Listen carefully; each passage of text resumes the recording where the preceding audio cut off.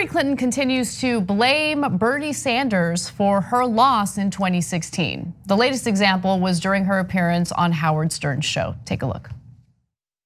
Well, but you can read the indictments against the Russians. And a lot of people didn't pay attention to it, but it's very informative and scary. Do you mean the Mueller report? Yeah, the indictments. Okay. The report itself, I think, is also worth reading. But if you read the indictments, basically they were like, hey, let's do everything we can to elect Donald Trump. I mean, those are quotes those are taken. Words they those said. are words that taken, and they also said Bernie Sanders, but that's for another day. Do we hate Bernie Sanders? What? Do we hate Bernie Sanders? No, I don't hate anybody. Bernie could have endorsed you quicker. He could have. He hurt me. There's no doubt about it. He hurt me. But going back to the indictments, because that's what's really important. Have you ever spoken to Bernie about that?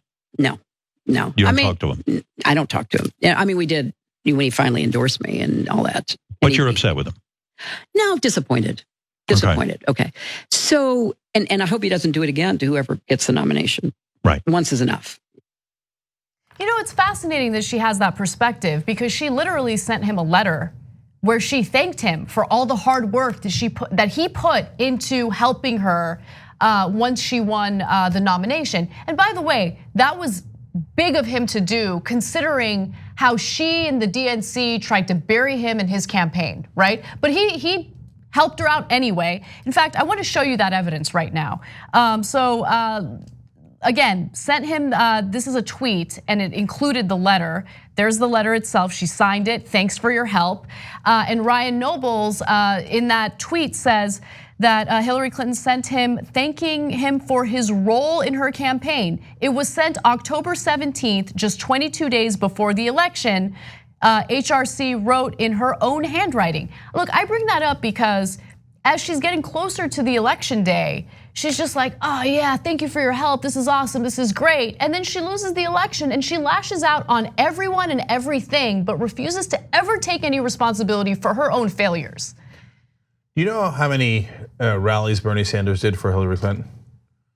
You're thinking, well, 1, 2, okay. No, he did more. He's a giving guy. 5, right? 10? No, come on, 10's a lot of rallies for a guy who Hillary Clinton rigged the system against. She did. Look, she can complain all she wants, but everybody knows, and we know it for a fact because of the hacks of the DNC server, that they limited the number of debates. They set every rule against Bernie Sanders, and in fact, the DNC funneled money from giant donors to Hillary Clinton's campaign. They did it through the state Democratic parties, okay? So they helped her in every imaginable way, set all the rules against Bernie Sanders. But nonetheless, did he do 10 rallies? No, he didn't.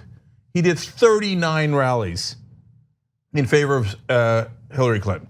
He did everything he could. He could have half-assed it, he could have quarter-assed it, he could have done 4 and be like, I did 4 rallies for you, what else do you want? He did 39 rallies for her. He did everything he could for her. And she's still like, I was disappointed, I was hurt, it hurt me, right? It hurt my chances of winning.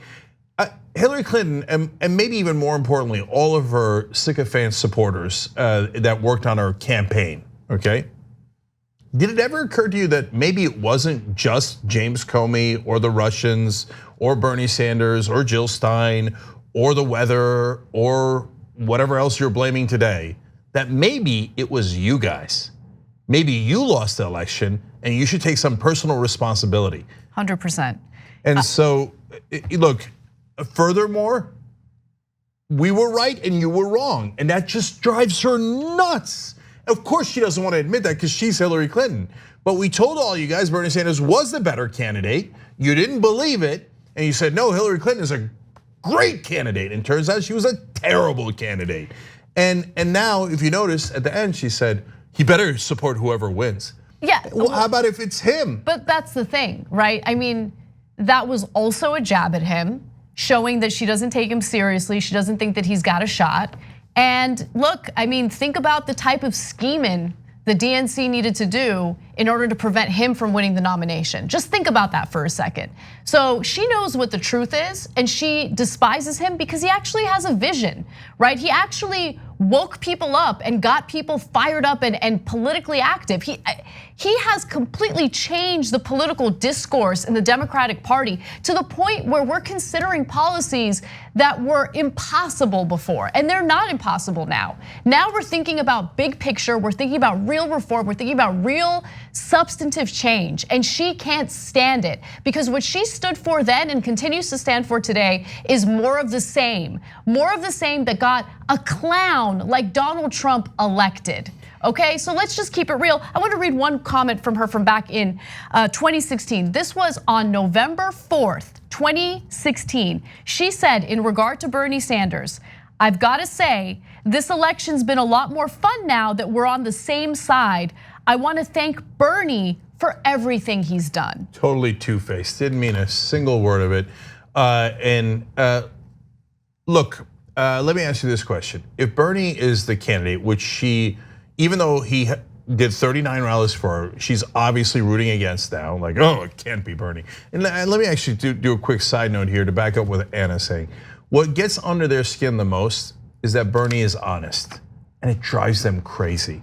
He actually wants to win, not so that he could be president, but so that he could do the things that he's been talking about for 40 straight years. Single payer healthcare, higher wages, getting rid of corruption, all these things, right? And since he's earnest, it embarrasses the rest of them. So whether it's Hillary Clinton or Joe Biden or Pete Buttigieg, what's their driving force? Why are they in this? Buttigieg said back in 2018, oh, I unequivocally support Medicare for all. Now he's doing ads attacking Medicare for all. So why are you in the race? What drove you? Like, what do you want to fix about the country that drove you to becoming a contender here for president? Nothing, no, me. And Hillary Clinton is the epitome of that.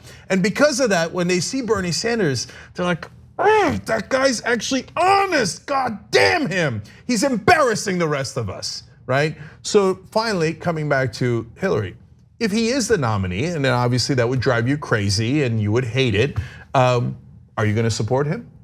Are you going to do 39 rallies for him? Please. Now look, nobody wants her rallies, which proves our point that she's deeply unpopular. We were right in the first place back in 2016. I mean, think about that. Even like establishment media would be like, I don't know that you want to have Hillary Clinton do a rally for you, no matter who the candidate is. And then they'll still turn around and go, she was the right candidate instead of Bernie Sanders. How could you possibly say that? You know that's not true. But anyway, will she do 39 rallies? Of course not. Will she do even one rally for Bernie Sanders? Assuming that it would be a net positive for him, which I don't believe at all, assuming that he asked her, I'm not sure she'd even do one. And remember, this is the same person who was so bitter at Barack Obama that twice as many voters for Hillary Clinton in the 2008 primary voted against Obama as Bernie Sanders supporters voting against Hillary Clinton. So she drove a quarter of her supporters back then to vote for John McCain instead of Barack Obama. Did she do 39 rallies for Obama? No, me. Okay, so thanks, but no thanks, Hillary Clinton. You can keep your opinions to yourself. We'd prefer someone who could actually beat Donald Trump. Thanks for watching the Young Turks, really appreciate it. Another way to show support is through YouTube memberships. You'll get to interact with us more. There's live chat emojis, badges. You've got emojis of me, Anna, John, JR. So those are super fun. But you also get playback of our exclusive member-only shows and specials right after they air. So all of that, all you gotta do is click that join button right underneath the video. Thank you.